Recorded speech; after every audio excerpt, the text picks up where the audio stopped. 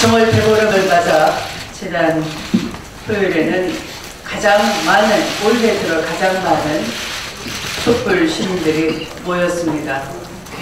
80만의 촛불 시민들은 탄핵이 기각되면 정말 끔찍하다 이런 말씀도 하셨습니다. 탄핵 기각 의미는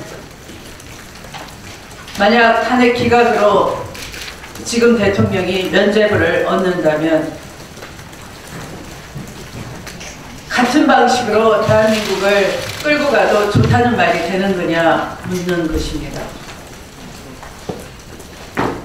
부패와 정경유착으로 자유시장 경제 질서를 농단하고 마음에 안 드는 공무원을 별다른 이유도 없이 내쫓는 지급 공무원제와 공무원의 신분보장을 위반한 이런 중대한 헌법 가치와 원칙을 짓밟은 대통령을 면죄부를 준다면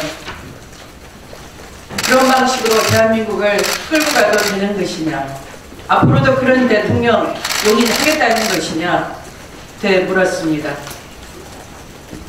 80만의 촛불 민심은 국민의 상식을 말한 것입니다. 상식과 이성에 기반하고 헌법 가치와 원칙에 따라서 헌법재판소와 국회는 임해야 할 것입니다. 어느 정치인도 국민의 상식과 이성을 뛰어넘는 행동을 해서는 안 될 것입니다. 대통령도 마찬가지입니다. 상식과 이성에 기반하지 않고 우기기와 뻔뻔한 버티기, 시간 끌기를 계속한다면 더 이상 용납될 수 없다는 것이 국민의 강한 의지입니다.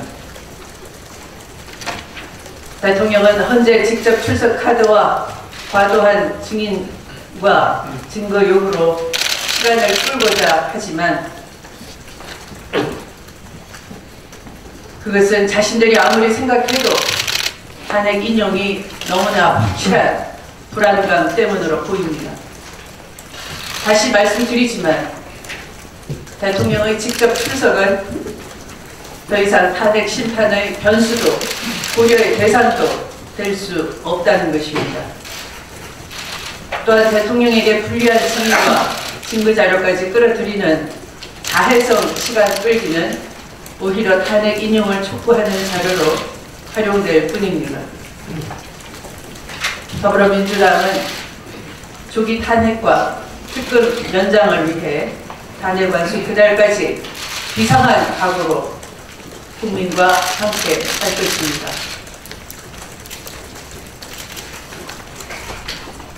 특검의 적폐 오봉에 대한 수사는 이재용 부회장에 대한 재소환과 우병우 전 민정수석의 소환을 남겨두고 있습니다.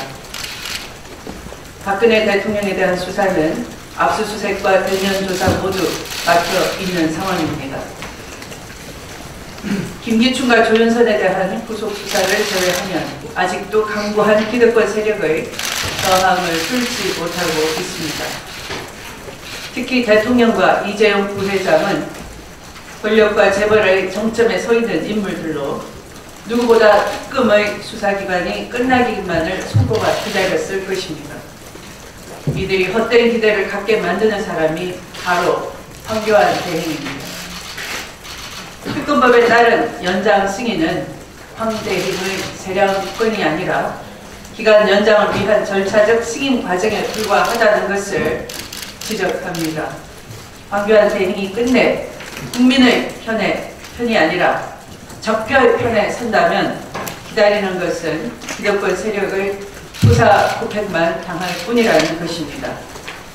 적폐의 편이 아니라 국민의 편에 서야 할 것입니다.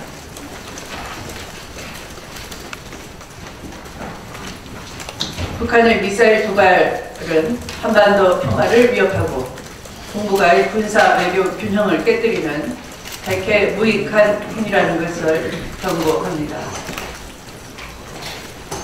북한의 미사일 도발은 결과적으로 일본의 군사 대국화의 길을 터주고 한반도 주변 정세를 더욱 얼어붙게 만들 것입니다.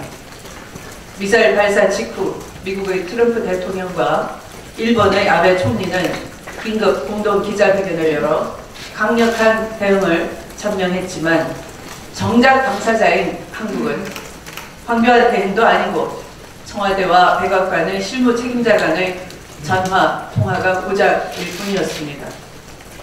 가뜩이나 국정 공백으로 국민의 불안은 크져만 가는데 이런 상황에서 정부의 외교 실종은 심각한 문제가 아닐 수가 없습니다. 조속한 탄핵 심판으로 국정을 정상화해 외교 공백을 메워 나가야 할 것입니다. 정부는 북한 미사일 도발 대응에 대해서 차분하고 단호하되 무엇보다 국민 불안을 안보 정사에 악용하는 일은 없도록 해야 할 것입니다. 끝으로 조류 인플루엔자에 이어 구제역까지 후진국형 가축 전염 등으로 우리 축산 농가가 사상 최악의 위기로 내몰리고 있습니다. 이 정부의 방역 컨트롤 타워가 제대로 작동하지 않고 있다는 것은 지난 AI 사태에 이어 확인이 됐습니다. 이런 차제의 황대행은 말로만 국정 전념하지 말고 AI 사태와 구제역 파동을 하루빨리 종식시키고 축산 농가와 소비자들의 피해 대책을 마련해야 할 것입니다. 더불어민주당은 구제역 대장을 막기 위해 초당적으로 협조할 것을 약속드립니다.